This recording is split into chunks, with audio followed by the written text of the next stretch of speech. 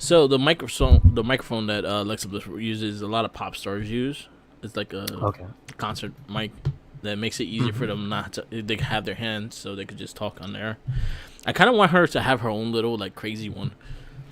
Oh, like with a little design on it. Yeah, like go full character with it. I 100% love Alexa Bliss in this character.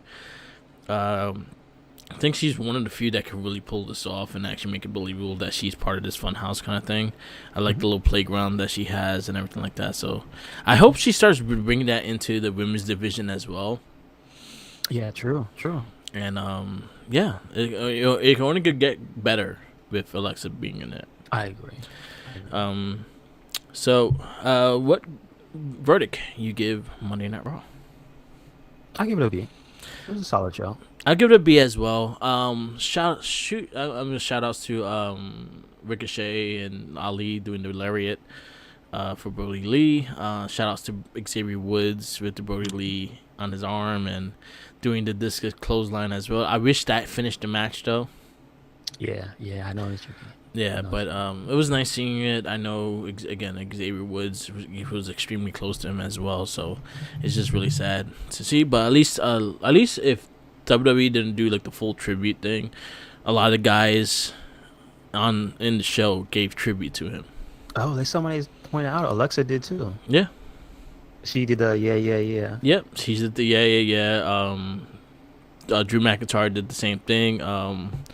Phil Phillips, Todd Hmm. Phillips. He said, if is Monday night. You know what that means, Yep. and things like that. So there was a lot of like little You know what? I would just shout like to outs. point out, Mark, you know what's making me upset is how many catchphrases behind the scenes he had, little things that people picked up on. But he never had a shirt that said any of that stuff because he was always a bad guy And for the it's most part. yeah, and the funniest shit is that there's a thing that they had shirts made. It's an awesome picture Oh yeah, the of one all the with them all guys. posing, doing the Hmm. muscle pose. Yes, I Yeah, saw it. and there's all the guys. So Roman Reigns is in it, Jericho's in it, Bray Wyatt's in it, and Hmm. the one person I'm surprised I didn't say something, but I understand because he's in his character wise. But it was Roman. True enough. Roman was really close to him, so I was, but then again, it was probably really hard for him to say something too.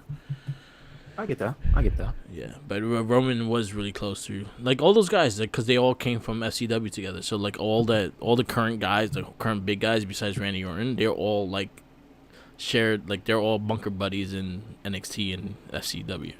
Okay. Cool. Cool. So it was really sad. Next show. You want to talk about Dark? Because I know you saw it. Let me get the. I had a good moment that there was actually a few matches this week. Phoenix had a really good. There's some dude I've never seen before, but that's kind of why I watched Dark. It was another guy I think from Mexico, Okay. like a goth lucha guy who was like Okay. he looked like a smaller Juventud when Juventud started wearing the bandana. I swear he did. Okay. If you get to see that match, check that out. Also the Britt Baker show. Um, they had a little. I think I told you this was the continuation of the storyline for SCU. Yeah. So they had more of that, which was actually compelling. And then I went into the tag match that they actually had because that they made the rule between Frankie Kazarian and Christopher Daniels now is if they lose a tag match, then they're done. Okay.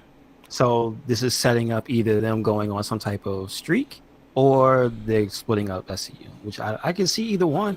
Yeah. You know what I mean? Right now, they're not really doing anything. Yeah. And the one who's having an actual feud is Scorpio Sky. So, Yeah. yeah. So, this been some developments. Also, I still maintain best commentary is Taz and Excalibur. Cool. It just is. It's hilarious. Cool. So much fun. All right. So that's AEW Dark. I hadn't watched it. I haven't I give watched it anything. this week. I give it a B plus. All right. Cool. Up to NXT. NXT was good. A good show. It was fun. Mm-hmm. All right. NXT started off with Bronson Reed versus Isaiah Swerve Scott. Hmm. It was a good True. match. True. That was a good one. That was a good. Damn. You just reminded me.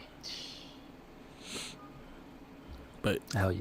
yeah, Swerve won or he lost? No, I think he won. He won. Wait, Okay. who? No, he fought Atlas. No, This is Reed Atlas powered out too. and won out. Reed Yeah, went to we yeah won. Bronson Reed. I like Bronson Reed a lot. So Mm-hmm. our thick boy. What else we got? We got the Grizzly Young Vets versus Breezango. I thought it was a fantastic tag match. That was a great match. That might be my match of the week. That was awesome. That was a really good match. I love seeing love seeing Breezango really show off their style too, because they never really got a chance in WWE. So it's nice to see them in NXT really showing their style. Mercedes Martinez returns and whoops Valentine Forzo's ass. Yeah. R.I.P. Yes. Poor girl, she got murdered. We had Roderick Strong lose to Pete Dunne. That was a pretty good match, though. Yeah, they always Real. they always bring a barn burner. Finn Balor calls out Kyle O'Reilly. Damian Priest brawled with Karrion Kross. It's I like that. You tell me why is Scarlett freaking? Is she getting so much pleasure from those two guys beating each other up? That was so weird. She was enjoying it a lot. Yes, you can hear her in the background like laughing the whole time. Yes, kill him. I want to taste his blood.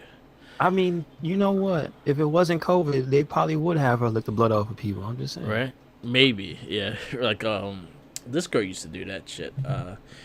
From Lucha Underground. She used to lick really? you. Okay. Yeah. Anyway, I thought it was a cool segment. I like Balor's promo. I think they're gonna have a hell of a match. I don't think Balor's losing the title though. Well, I think they set up Karrion Kross stopping the match or something. Yeah, and I kind of liked what they're doing with the NXT title position, because now you have like several people that are interested in that title right now. Same thing with the North American title. There's several people interested in that title as well. Yes. So that's something that NXT does, and we always praise it too. Like there's a lot of contenders in that division that little by little could be number one contender. Yes. So that's good. It's good to see. The return of Brandon Metalik and Lince Dorado defeat Legno de Fantasma. Yeah, I mean, I kind of feel bad that they lost the match. I mean, I obviously wanted Grand Metalik to win, right? And yeah, Lince to win. But after the speech that the boss just gave, how are you two gonna get beat? Yeah. Better get your shit together.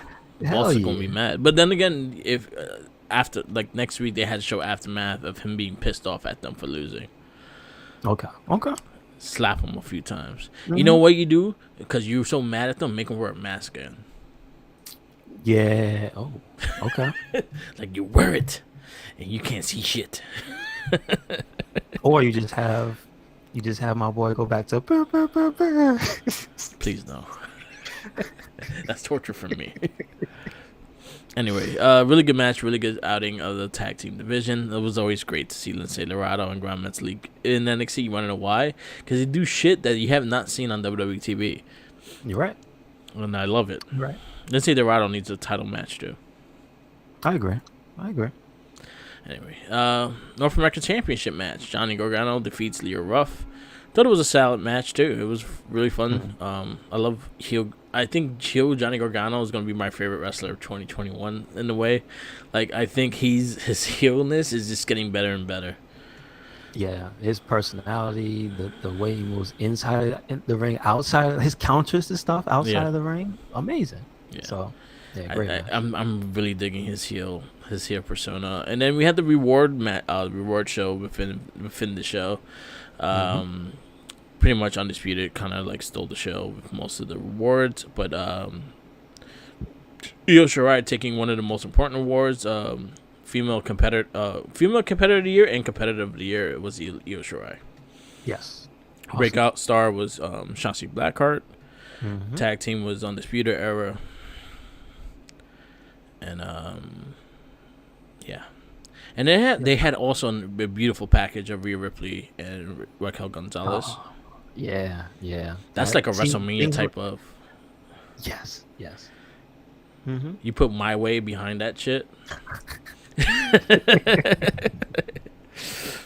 Oh man, Yeah, you're right. WrestleMania 16 vibes all over again. It Austin just shows Theory, you how good it is when they put work in. yeah. You know. So there you go. Austin Theory gets his a future star award, That's cool. and I think Candice LeRae won one. I think maybe she did, but I thought it was hilarious uh when he won his award that the what's her name in the way, like, Yeah, she was upset. yeah. And then Candace told her you had a share, and then she just took it from her, and I was like, oh, that's so funny. It was really fun. It's like, you know what's funny when you think about it? The Garganos are like parents with two kids. Yeah, that's pretty much the. You know what that reminds me of? There's this movie with Robert De Niro and Michelle Pfeiffer. I think it's called The Family. Okay. And I think that's what it reminds me of. It's like they're a mafia family and shit. Oh, they're like the Bundys. Except Bud Bundy don't look like that. Come on, Yeah, man. with the opposite. Bud Bundy. You know what I'm saying? It looked like he could actually kick your ass. Yeah, exactly. Yeah. NXT was a fun show. A plus. Yeah, I get it. It's great matches and personality. Yeah. Yeah. Going into SmackDown. Oh, wait, we almost got the most important thing. What? They set up the next fight pit. Yes, Thatcher and Gargano. Oh no, And Thatcher and yeah. Ciampa Ciampa, yeah. at New Year's Evil. That's next week. Yeah, that was actually one of my honorable mentions for my top matches of the year. Yeah, man. Was Riddle and Thatcher. I actually really liked that match. Me too.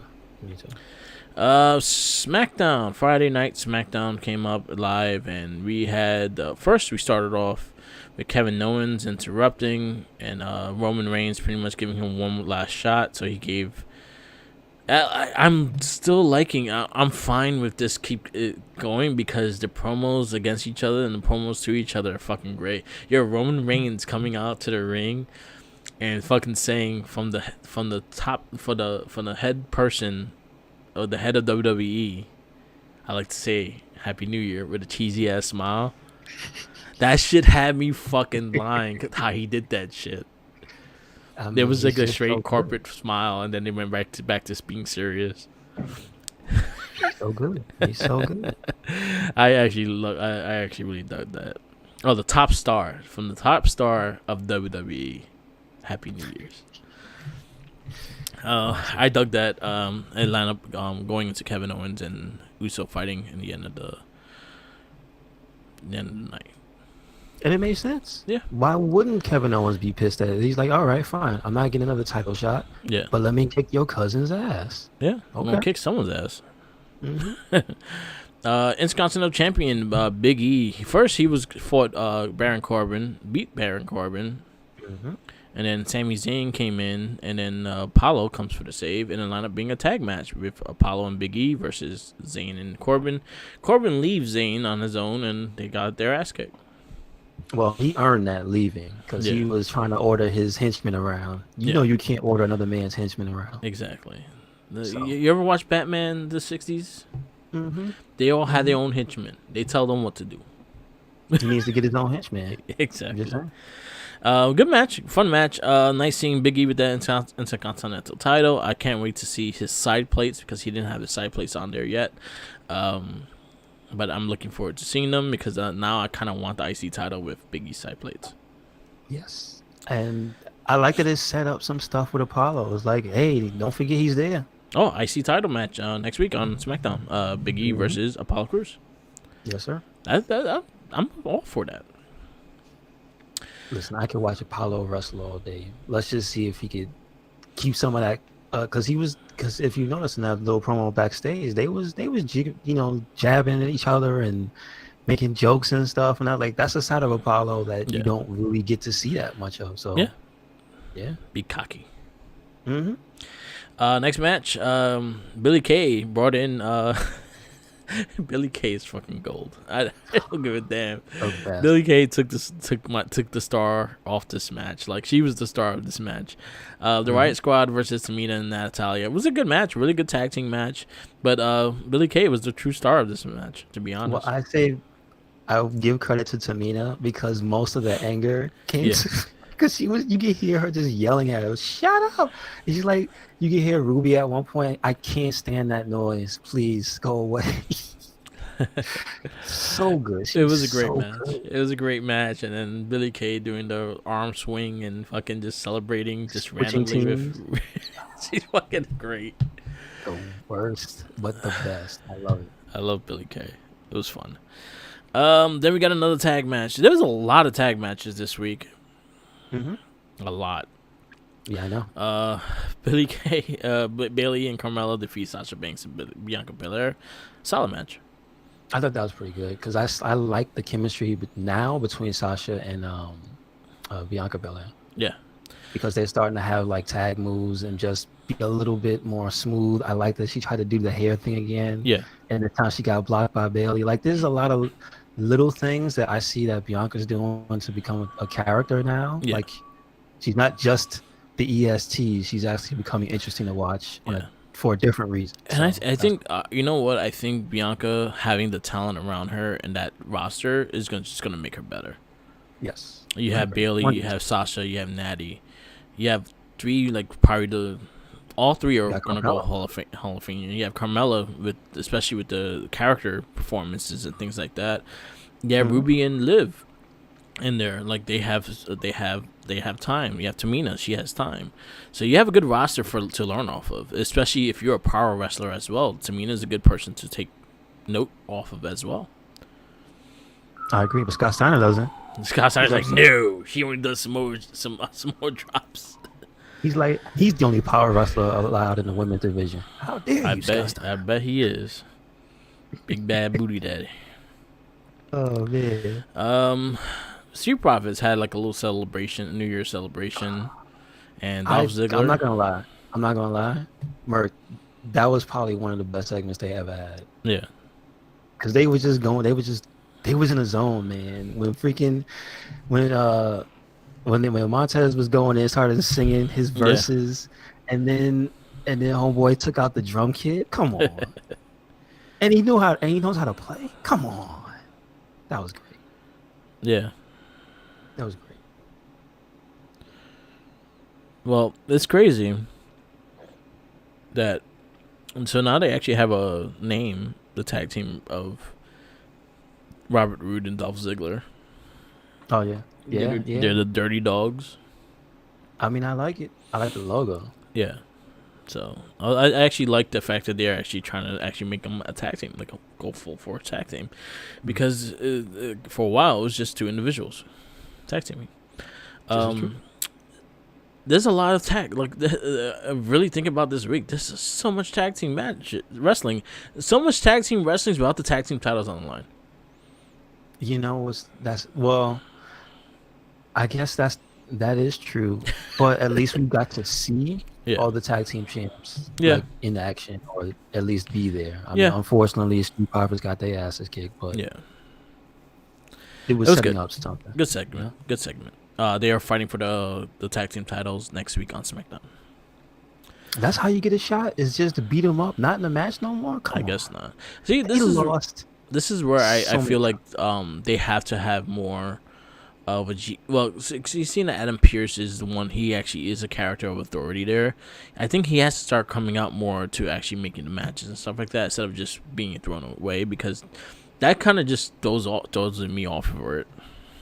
Well, you know what makes the least amount of sense, and if you had changed it around, it would have been better. If you didn't put Daniel Bryan in that tag match, and you had the actual tag team fight, maybe just for number one contendership, because again, if Rude and Ziggler did not beat up the champs, then could you tell me who was number one contender before that? I can tell you who was number one contender on both our shows. You're right. You're right though. I could say maybe New Day, because they rematch clause, but then again, I don't know what the hell's up with the rematch thing because we seen it come and we seen it go, so we don't know. You're right. You're right. But yeah, like next match. As much as I actually liked the match, I thought it was a fun match. Daniel Bryan, Otis versus Cesaro and Shinsuke Nakamura. But again, man, why Cesaro can't be winning matches? Yes. And Why Nakamura Shinsuke can't be winning matches? exactly. Shinsuke is a shadow of his former self, and this makes me sad because you know how good he is. Same thing with Cesaro. Like, honestly, I like them as a tag team, but I feel like you could benefit them more as single competitors right now in a roster that you don't have a lot of. You have guys, but you don't have a lot of depth in the guys. And I honestly, while Big E's champion, put Nakamura versus Big E, put Cesaro versus Big E. He has chemistry with both of them. Work that IC title. Make that IC title a prominent thing if you're not going to have Roman Reigns defend his title. You're right. The IC title should be a TV title. Like, it should be defended on TV every week and give you something to go for. And I think Big E's the person that could really put that title on a good pedestal for that. Yeah, and I mean, he's basically one of the most reliable people when it comes to title matches anyway. Yeah. Being the damn New Day, every damn match he was in was almost a title match. Exactly. You know what I'm saying? Exactly. So yeah, it's good, but I feel two ways about Nakamura knowing more about what he wants. He's kind of an old man now, and I don't mean that as in like he's falling apart and stuff, but like he's happy. He just likes to tag with Cesaro and surf. Yeah. So I don't know if we're ever gonna see that Nakamura again. I don't know, but I would like to see it. At least one last run kind of thing. I don't know. You could be in the tag team division for the rest of your life, but just have one more strong run. I agree. It was a fun match. Like I could see, like Otis getting better with the training he's been doing because he's working better as a big man. He's not selling as much, but he sells when he needs to. Good match between them. I kind of wish they start working Gable and him more than just Daniel Bryan and him coming in there and stuff like that. But I see where they're going with Gable and Otis Gable being like the evil mastermind and shit. He's almost like what's his name? Damn it. The crazy guy who had the red hair, pasty white guy, who was a champ for a little bit. Bob Backlund. Yeah, there you go. He is the new Bob. He's Bob Backlund light. Yeah. But yeah, it was way too many tag matches for tag teams that has no point of being tags because they're not going for any title or anything like that. Stop it. You need to stop it. But yeah, I want to see Cesaro go for the IC title. I want to see Nakamura go for the IC title. I want to see Big E versus Otis. I want to see Big E versus Gable. I want to see everyone fight Big E. Like, Big E is like a perfect competitor. I think Big E is the perfect IC champ right now because he could adapt to every single style. Yes, that is true. So I'm all for that. And start working that IC title. I agree. And last but not least, our main event was Kevin Owens defeats Jey Uso, and then Roman Reigns unleashed some massive beatdowns on Owens and throwing his ass off the Thunderdome. They whooped that man's ass all up and down those TV screens. That shit was hilarious to me. I was just like, they gonna break one. How? One fan TV broken. Yeah, I would love it if one of the screens just blacked out unintentionally. Oh, damn. Say, man. Like, why? That's expensive equipment. You see somebody mad on social media. I was supposed to be on the Thunderdome, but they broke my screen. Damn it. Complaining about it. Uh-huh. Why are you complaining? You were part of the interaction. Cool. I like how they continue selling the knee. Yeah. It never heals because he keeps getting beat up. Yeah. I'm just saying, like, that's a small thing that I like that they keep acknowledging. I feel we're going to see Roman and Owens one more time at Royal Rumble. You think so? I feel like there's nobody out. I feel like we're going to get a last man standing match. Okay. I see that happening. Okay. 205, I got to watch the first match. Is SmackDown Um, great? I'll give it a plus. Okay, I give it an A. Yeah, I was about to say I give it a solid A. Solid A. Good story. Good story building. A lot of tag matches that it could have been better. Yeah, it Um, could have been something. It could have meant more. That's about yeah. it. Like honestly, I feel like the Apollo new Big E tag did not need to happen. Mm-hmm. I felt like you could have ended it with the save and still have the same outcome after it. Yeah. You right. So, anyway, 205. I watched a little bit. You had Mansoor versus Jake Atlas. I thought that was a solid match. Oh wow. And Okay. Kurt Stallion and Everrise defeat Ari Davari and the Bollywood Boys, which was a fun tag match. Wow. Okay, maybe I need to watch that. Yeah. I need to see every one of Mansoor's matches because they're so few and far between. I Yeah, have to. exactly. There you go. Get on that. Royal Rumble's at the end of the month, January 31st. So I'm actually looking for. You know what? I actually started watching last year's, and last year's was actually a really good pay per view. Mm-hmm. And Edge's fucking just seeing Edge's return, man. That pop was nuts.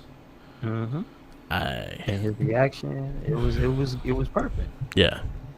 And Drew giving Brock the boot, it was all magical. It was great. Brock giving Keith Lee the googly eyed. Oh, look at this boy. Yeah. I want to play with him. Yeah. So we got a lot of good stuff. Oh man, that's one of the underrated moments of last year too. With this Brock Lesnar with that look at his face. Yeah. Oh man. Oh man. So talking about our year of wrestling, 2020 was a unique year. It was a different year. But at least these guys really put in their all and still gave us shows, still gave us entertainment, still gave us content. Mm-hmm. Overall on everything, and it was really good stuff. In the end of the day, it was still really good stuff. Yeah, mostly I could say I didn't realize. I don't. This is not a slight to the fans, but I didn't know how it would be without them. Yeah, And it started off weird, especially on Raw and SmackDown for the beginning. yeah, But once they got the situation with NXT settled, yeah, because remember they were the ones that started mixing the crowd and the fans first. yeah, Like that's when that became like, okay, this feels natural for today, yeah, and it's you're able to get the hype people reaction of whoever's there, and then they had the screens in the back, and then like they added the screens in the back later, and it was like, all right, so you have the best of both worlds. yeah. And I definitely have to give NXT like my best wrestling show of the year.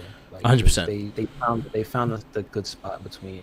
I give AEW a ton of credit for having the space they have, like them lucking out with that, like because that also when especially the pay-per-views this year, Yeah, when they have fans as well, but because they're so far away, the roar is not as loud. yeah, But still, it was something, and it's like, all right, I appreciate that effort a lot too.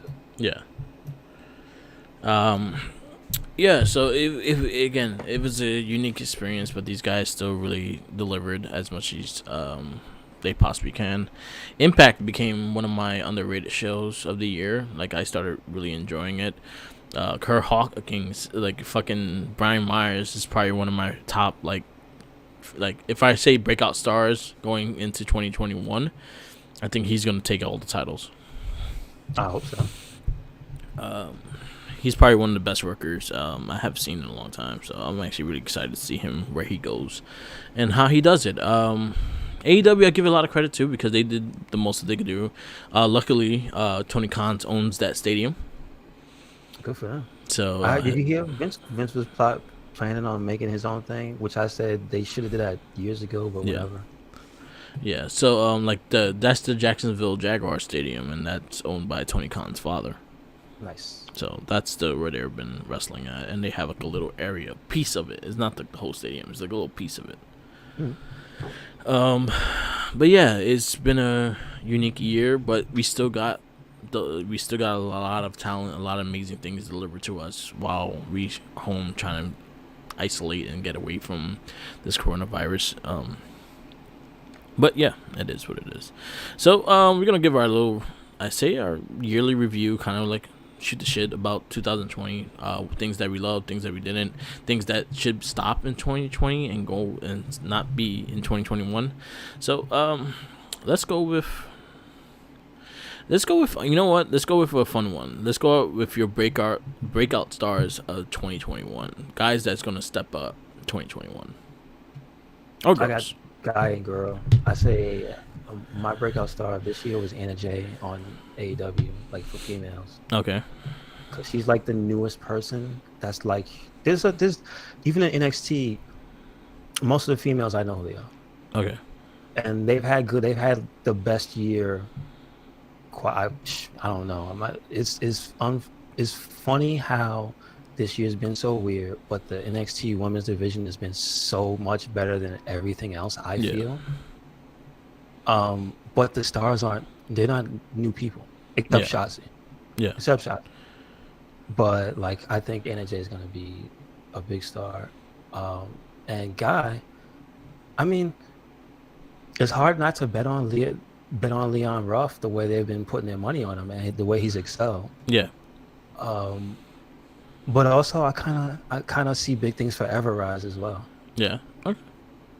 So those are your breakouts for 2021. No, Okay. yeah. Going from 2020 going into 21, yeah. Yeah. No, I'm saying going in like 2021. Like who's going to be like someone to break out in 2021? Yeah, basically those. Oh, you think new? So not those people. That's what I think my breakouts for last year. But Yeah. I think going into this year, they're probably gonna do well. I definitely think I stick with NJ for females. For guys, I say Everrise. Everest. Yes. My breakout for 2021. We've been saying this for a long time. Big E's going to get that world title. But he's not 100%. new though. But he's going to But you break just out. mean in general? He's going to break out. He's going to break out that barrier of the IC title. He's going to get the Universal title. I hope so. I see the thing with AEW is the fact that a lot of the young talent they get built up to a storyline and then they lose and it doesn't go well with me. That's why I say you should watch Dark because Dark. there's no storyline. I would like to see again like I'll say Shanti with last year. She's gonna break out. I think she's gonna break out in 2021. I think she's getting the NXT Women's title at 2021. Raquel Gonzalez. I think she's gonna like break even more barriers of where she's at right now. Mercedes Martinez, her returning, I think is going to be a big thing for NXT. I would like to see Swerve Scott in a more prominent role on a higher scale. I see him working towards the North American Championship Yeah. right now. I think that's where he's going. Yeah, I would like to see him work more because I'm kind of digging his character right now. Mm-hmm. I would like to see him break out a bit more with that. Yeah, Leo Ruff, Austin Theory.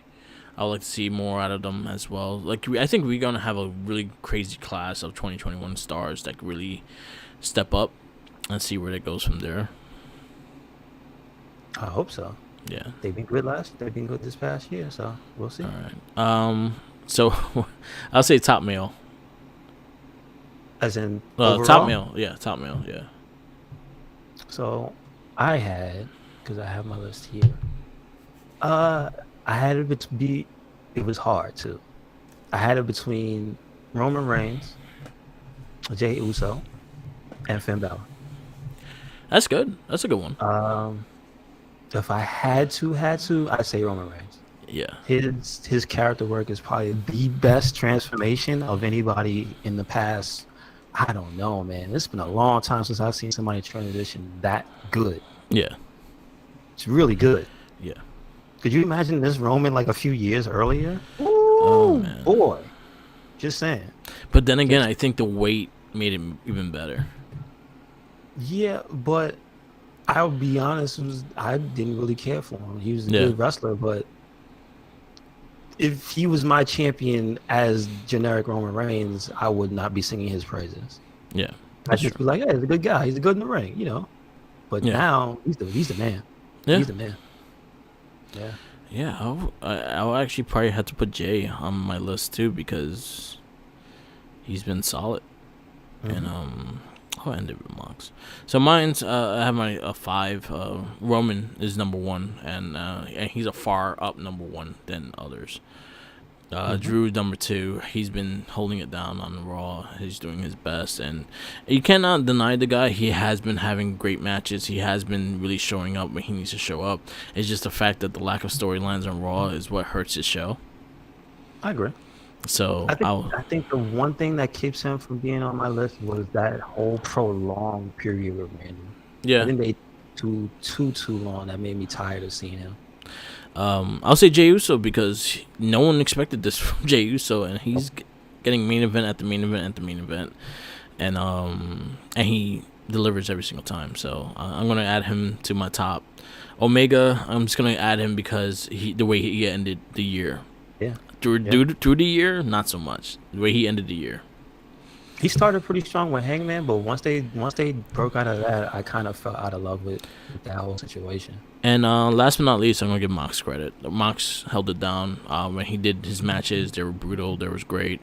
But as much as he tried to hold on, like again, like the pandemic kind of forced him out for a bit and back and forth. So, but I think he did the best of what he could do. And you know what? I give him Mox credit also because of New Japan. Yeah. Like you forget that some of that stuff was this year. Yeah. Him versus Suzuki was this year. Yeah. Yeah. Him versus Yano. Him versus John. Yeah. Like you forget he was over there this year and he had some amazing matches. So Yeah. credit to Moxley. Female. Sasha Banks. Sasha Sasha Banks and Bailey. They like neck and neck. I want to say Bailey. To be perfectly honest, she probably stepped up the best, the most. Sasha's always had that main event talent, but Bailey really shows she deserves it. So yeah, I give credit with that. I will go. You could say 5 if you have like 5. Or if you have, I mean, Rhea Ripley, but she's basically maintained. Yeah, she's like Sasha. She's up there, but she's never faltered. I've never had doubt in her from like at least the year before. Yeah. So she's been on the street. You know what? Raquel Gonzalez as well. Yeah. I'd put her up there. I would also I say Io. Io. Okay. And I also really give a special shout out to Candice LeRae because she's kind of been some like the glue of the women's division by feuding with everybody. She's been friends with people. Remember, she started the year out as good and got betrayed, and then she turned bad. And also, I guess also for me personally, Dakota Kai. Yeah. I got Rhea as my number 1. I think she's been like the most consistent. Mm-hmm. When it comes to matches and everything like that. She probably has some of my favorite matches of this year. In this run, Bailey number 2. You know what? I kind of had to like put Bailey / Sasha in the same category because I think even earlier this year, I think they carried the show. Yeah, and they were probably the best thing to watch. So Bailey and Sasha will go like together. Io Shirai and Candice LeRae. Mm-hmm. Candice just became like just a great character. Yes, and I didn't expect that. Yeah, that's true. I would use Shotzi, but Shotzi be killing herself. Yeah. I can't. Like, you gotta stop that. Please don't. I like Shotzi though, but she's gonna be a breakout more. I'll say she'll the breakout this year. Mm-hmm. So like she's the one that no one expected. So top male tag teams. I guess it's only really been the New Day and the Street Profits. Yeah. I'm just saying, like, as much as I love Nakamura and Cesaro, they haven't hit the heights for me as much as those two teams. Yeah. The only other tag team I could put up there would be Undisputed. Because I have to take them. Yeah, I mean, but you know what's messed up about Breezango is that you see how many matches they had. They haven't really had that many matches, and it's kind of each one was great. Yeah, that's true. And then when they came out with their random characters and shit. Let's not forget that because that was actually a big part of it. So my list is I gotta give Street Profit credit where credit's due. They probably was one of the best tag teams this year. Just character rise alone. New Day is always gonna be the top, no matter what. They did show why they were the top tag team as well. They have amazing matches. They just getting better and better. The split between Big E and the New Day and Xavier and Kofi seems like not a loss because I think they're both about to start shining. So I'm all for that. One I'm surprised you did not mention, and I have to give credit where credit's due because when the tag team division, Omega and Page. huh? I meant to say Omega and Page, but No, not even dumb. The one I is surprised you did not mention that for a really strong presence in the tag team division early this year, Miz and Morrison. You right. You right. You right. I was surprised you did not right. mention them. You right.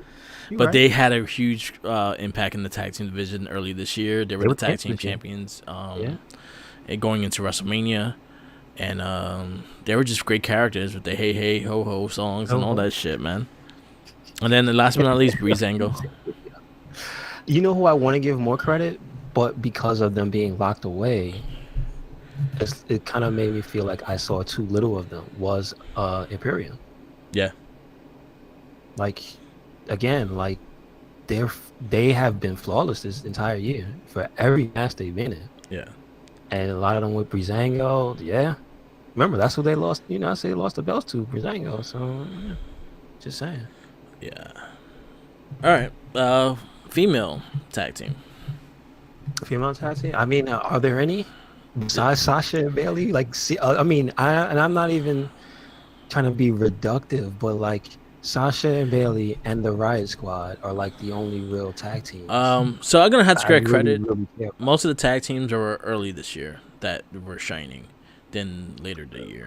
Okay. So mine's again Sasha Banks and Bailey are gonna be number one because they actually held shows down. They actually really did their thing and really helped build shows. Alexa and Nikki. So after all year strong, and they were the tag team champs in WrestleMania. You right. And Asuka and Kari. I feel bad. I just feel upset about that whole situation. Me too. Yes, they were great. Yes, I missed the Kabuki Warriors, but I'm just upset how that whole thing ended. Yeah. So breakout. Shame on you. Okay.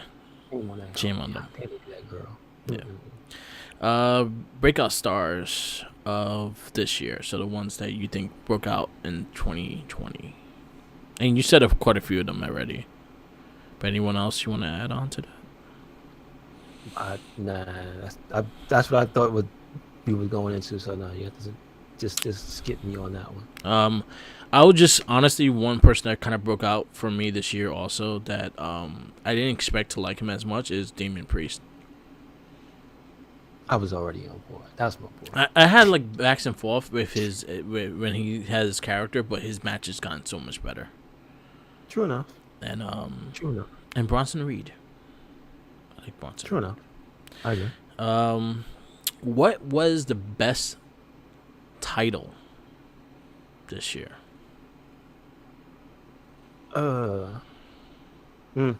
What title you think had the most importance this year? Or to felt? be perfectly honest, I would say between Moxley having that AEW championship, and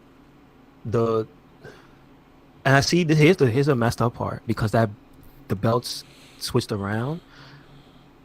I want to say the women's championship on both Raw and SmackDown because they were both in the main storylines. Yeah. But they both involved Bailey and Sasha.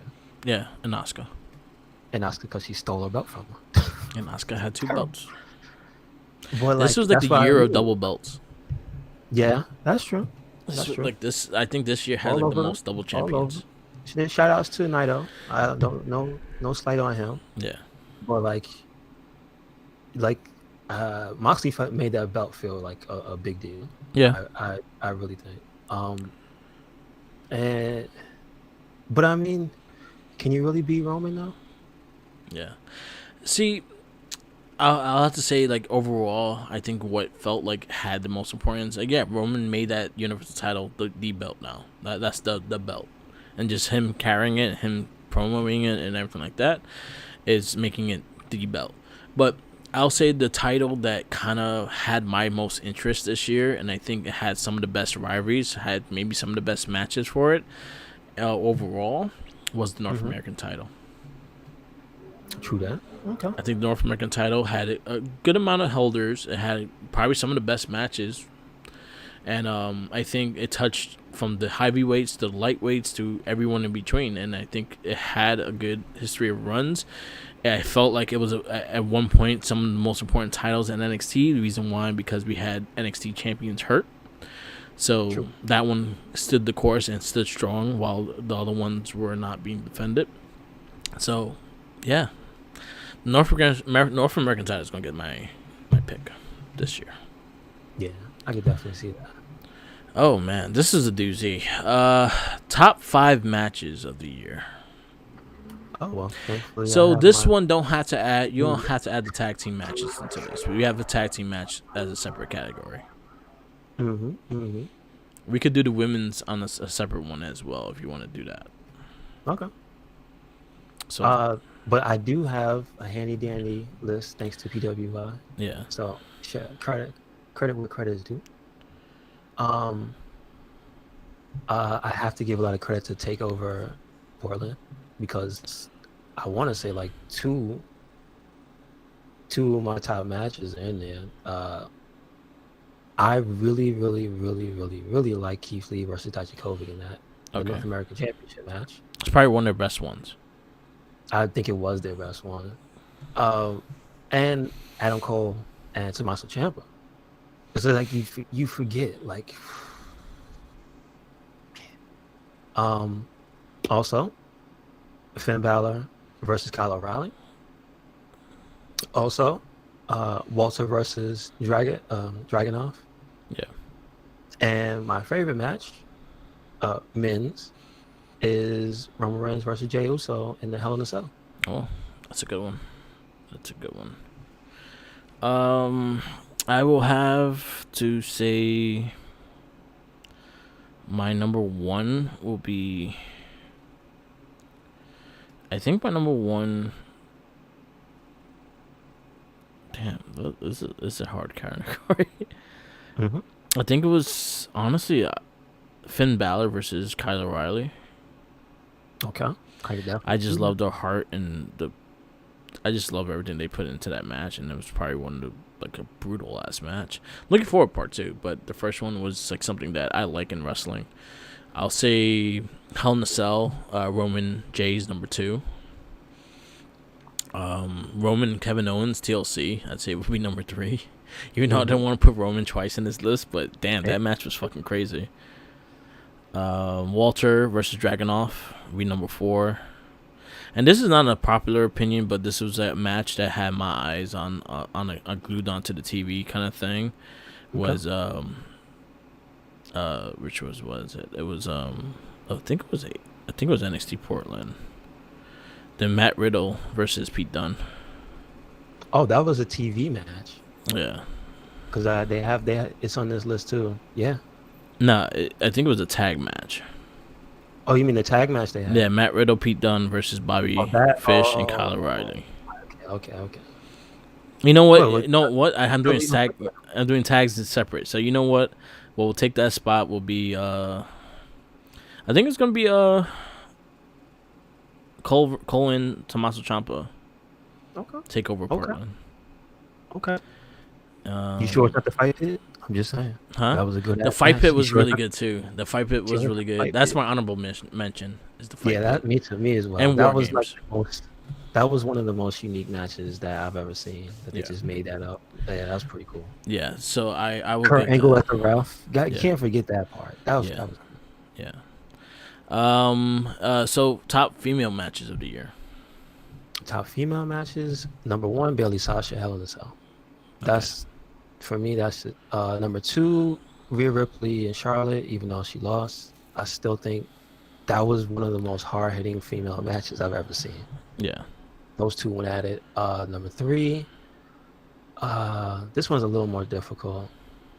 Um, but I would say I really did like the triple threat with EO1, Naked Okay. House.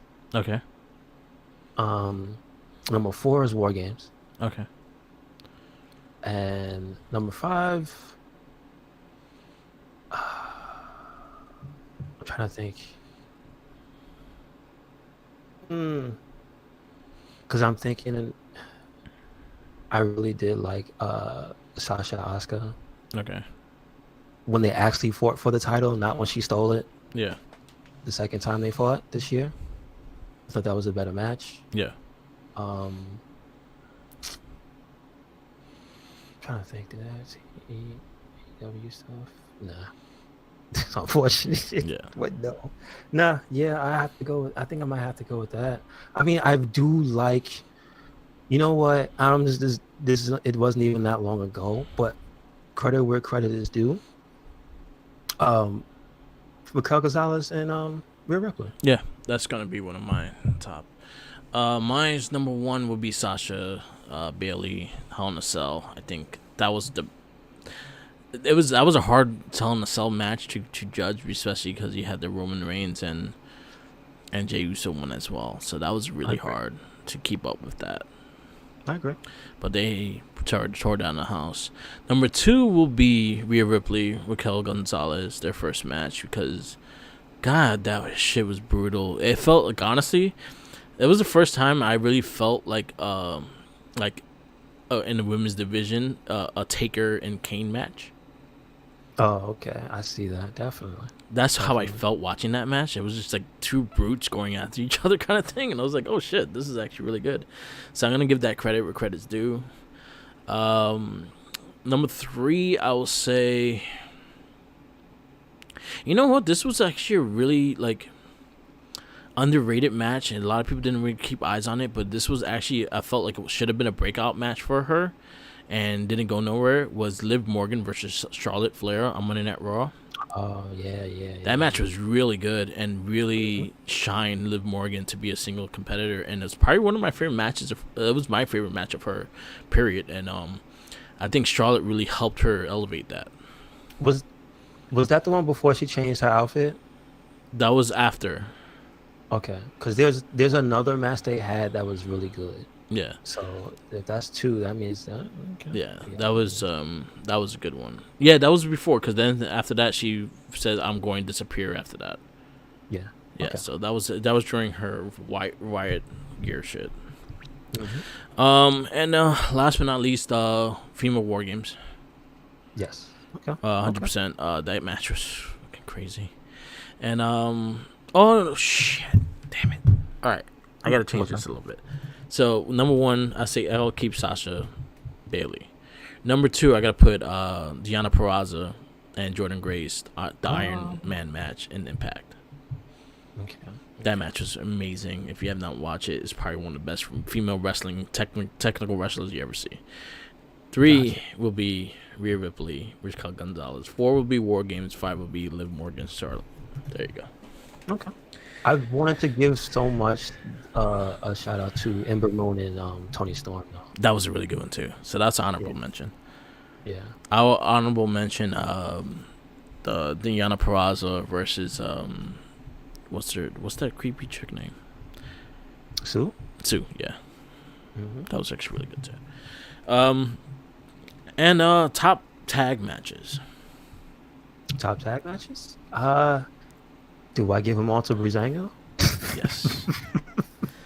I mean, I'm not even lying. Like, there's a certain feeling I get whenever they wrestle. Yeah. And I can't like take my eyes off the screen, but I can't like stop smiling because it's just them. Yeah. It's just them.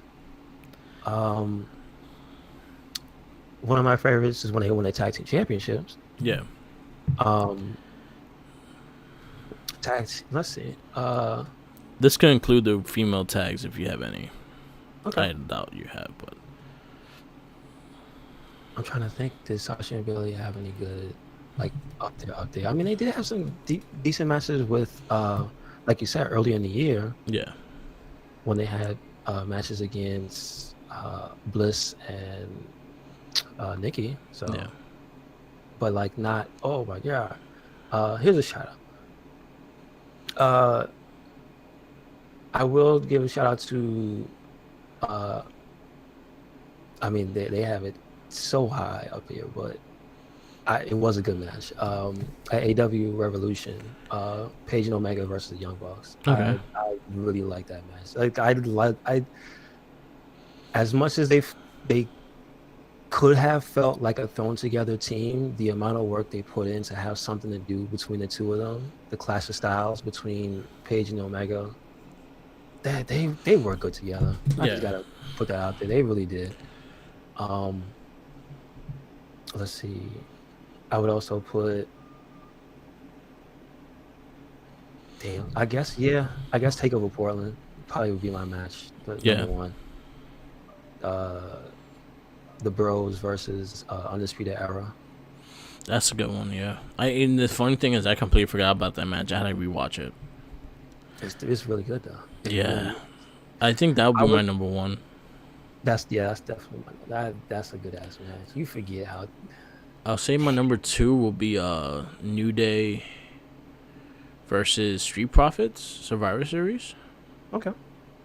Definitely can see that. It was really solid, very strong match. I'll say 3 would be WrestleMania, the ladder match. Yeah. That's a good one. Number 4 will be Breezango versus Imperium. Yeah.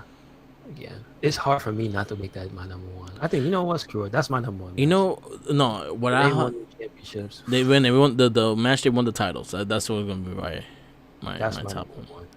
Yeah. And this one might not get a lot of attention too. This was like probably on a Raw kind of thing, but the Hurt Business New Day, the first match.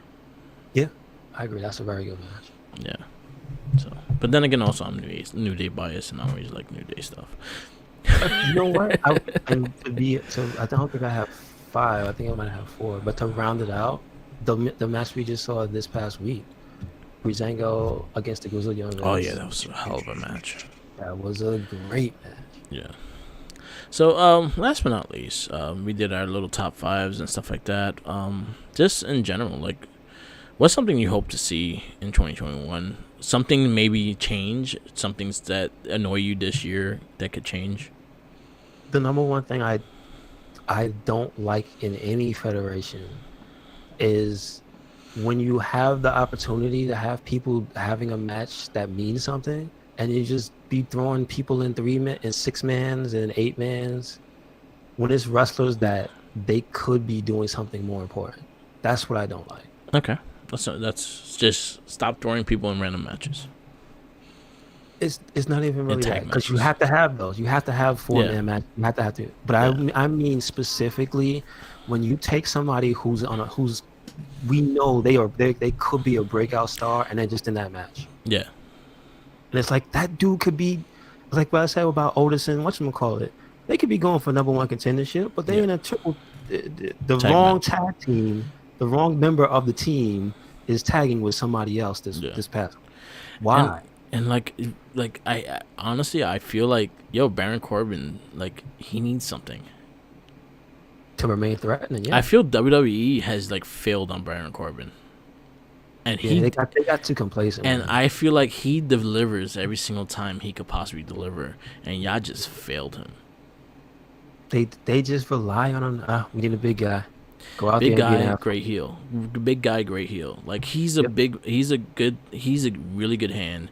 He's a big guy. He's a good talker. He gotten better and better throughout the years, and he's just a guy that everyone hates, and you don't capitalize on that. Like, you got to put a title on him. You got to put a gold on him to really capitalize on his character. And I feel like they failed him in many ways in that aspect. You know, the man threw Rey Mysterio off a damn building. How you not capitalize on that? You're right. Damn, you're right. He threw 2 guys off a damn building. Yeah. 3. He threw another guy off. Elias. And Alistair never recovered. Alistair fell off. He dropped Alistair off a building. Alistair off that platform. Mm-hmm. He threw Aleister Black and Rey Mysterio off the building. How you not capitalized on that shit? He murdered 3 guys. Yeah, Randy Orton's getting all the praise, and Corbin did it first. Yeah, you right. You right. Um, But no. But I feel like with him, they just really feel he's only this role. He's in the box right now. We got to get him out the box. yeah, I feel like honestly, if you need to get rid of the King gimmick, bring back King of the Ring, and just have him start really working. Xavier. Yeah, That's what I want so bad. yeah. Have him steal his So crown. bad. But now I really want to see Matt Riddle win it and be the Bro King and take his crown and scepter. All right. I want to see Matt Riddle win things and collect stuff. All right. If that's what they're gonna do, okay. So like how he said, like if he beats Drew McIntyre, he's gonna take the sword. I want to see him collect shit. I want to get to a point that he has to carry a bag of stuff that he collected over the years. Oh my god, that'd be awesome, dude. I think that would be funny. I kind of referee work. Like, this is something that's been bugging me, and I talked about it twice last week. But it's going to a point in AEW that it's just like the referees have no authority whatsoever, so no one really fucking cares. And in WWE, just forgets simple rules that just don't make sense, and makes me realize that I just don't care then. Like last week, the 2 street fights. There was two street fights. Yeah. In 1 week, and both street fights they had tags. Why are you tagging in a street fight? It's no DQ match, so there's no rules. The only thing you had to do is pin or submission. Shout outs to the best friends versus the inner circle in that street fight. It was a street fight in a parking lot. It was a parking lot brawl or whatever, but it was a street fight, and it made you believe in the street fighting part because they weren't just tagging in a ring. Yeah, they were in the ring. Like street fight, I think you're going outside. That's what I think of street fight. Yeah, I think of Van Damme, Lionheart. That's why I see street fight. Ooh, wow, that's a deep cut. I don't see wrestling ring in rules. True. So this is something that I hope in 2021 gets fixed is ref work. Like referees are especially your referees suck. They do. Even your senior one is a WWE legend, and he's still like you have no rules and no authority for your referees, so it makes the matches just look like they do what the fuck they want. It looks like an ECW match, and at least ECW had a reason. They're extreme. Yes. Yeah. But other than that, like I feel like that's something structured that kind of throws me off in a match. I'll say the increased amount of cinematic matches needs to stop. I feel like there's certain people that should have them and make them special, but when you do it way too much, it kind of gets old fast.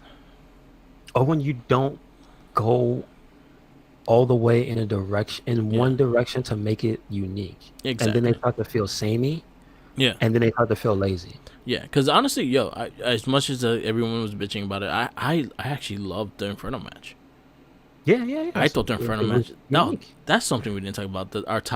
Our favorite cinematic match. Well, my number one is John Cena, and disappearing into the void. Yes, I feel that it's 100%. That's my favorite one. I liked it more than the Boneyard match, and I like the Boneyard match, but I think Firefly Funhouse just fits our humor. Like I loved it. Like I loved they went to NWO. I went to the 80s wrestling.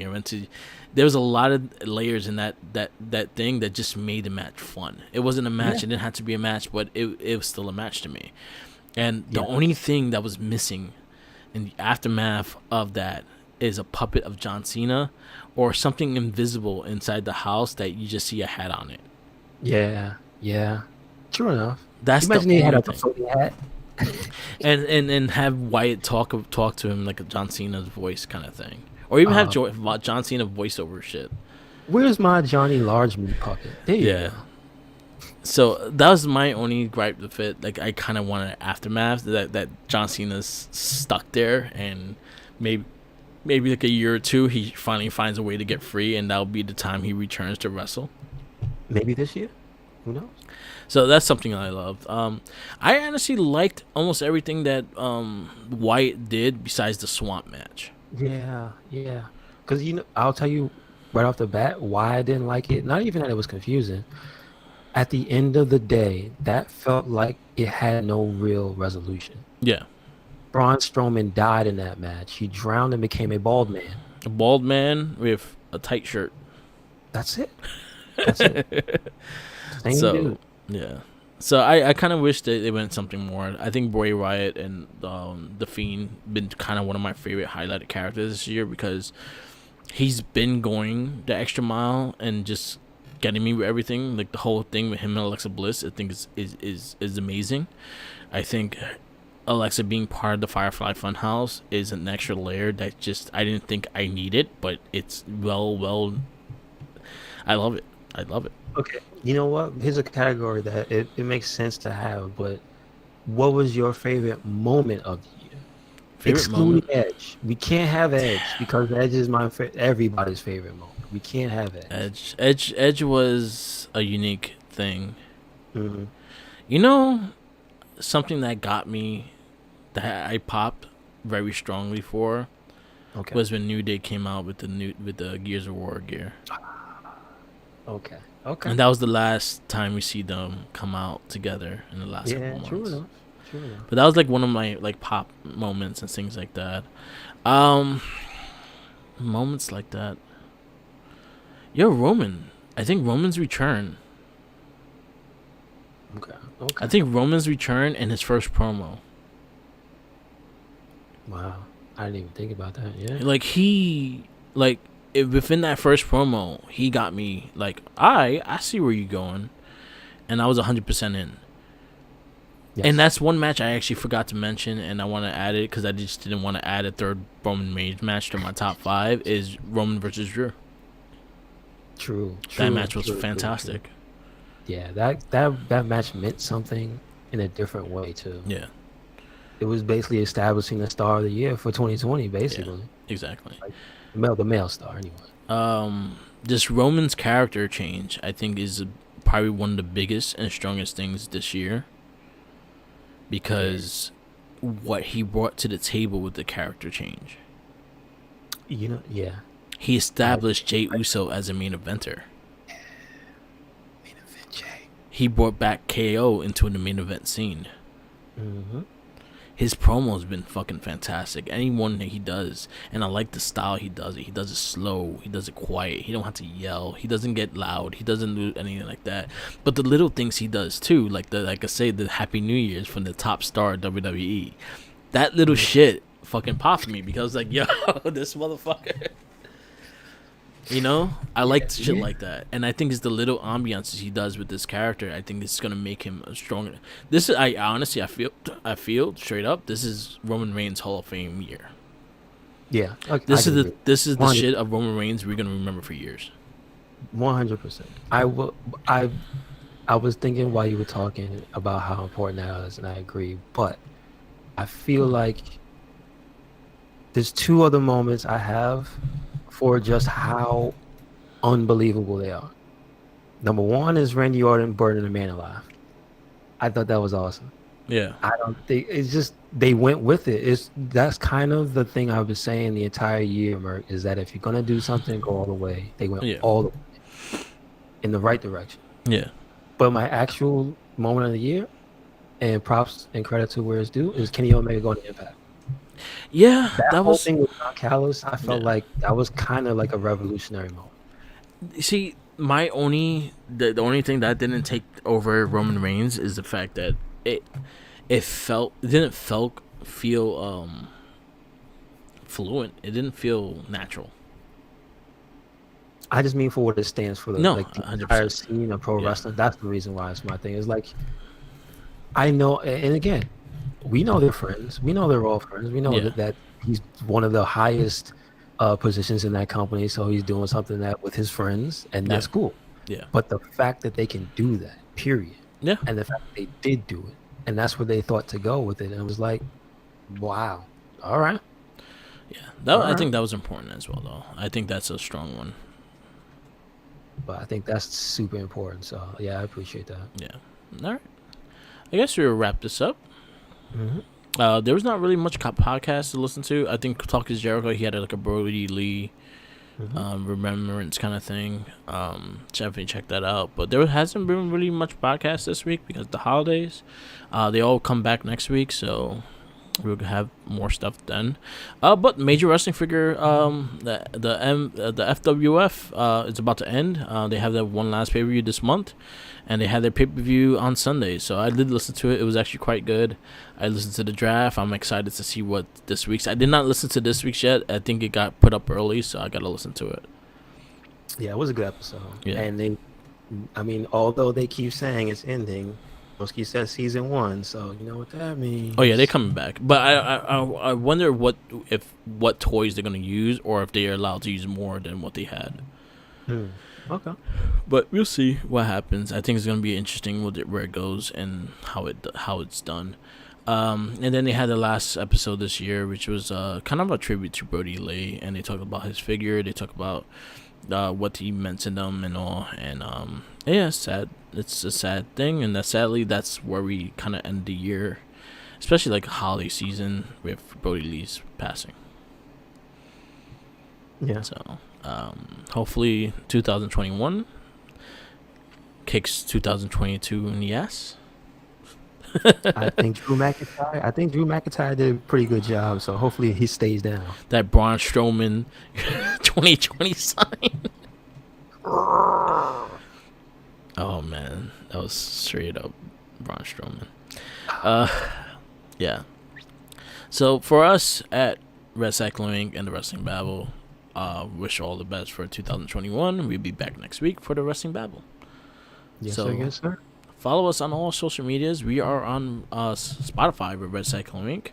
Follow me on Instagram, Tumblr, Twitter, YouTube, SoundCloud, and Twitch TV. All Merc with the mic. I should be I'm gonna start twitching sometime next week, so I'll get back into that and getting a habit of doing it. So yes. So stay tuned. You can show off the grind, and then Yakuza, was it like a dragon? Yeah, my grind. Oh, I found. I'll talk about this on the next cast, but I found something cool. All right, and follow Wrestling Link on everything and everything. Go ahead, let them know. Sir. Twitter, Tumblr, Instagram. We are also on SoundCloud and YouTube and Spotify, and all of that is Red Cyclone. So no excuses. Yep. Check out the Morphin Cast. We just have uploaded a new episode for the Wild Force verdict, so definitely check that one out. Check out all our other podcasts out: Shell Shock, Not a Trekkie, the Game of Rage, and the Morphin Cast, and our Gets Better Extra podcast. I actually did a playlist of all our theatrical video game cast all in one playlist. So if you want to listen to all the verdicts, it's all in one playlist. So definitely check that out. We have Flash Gordon this week on Guest Producer.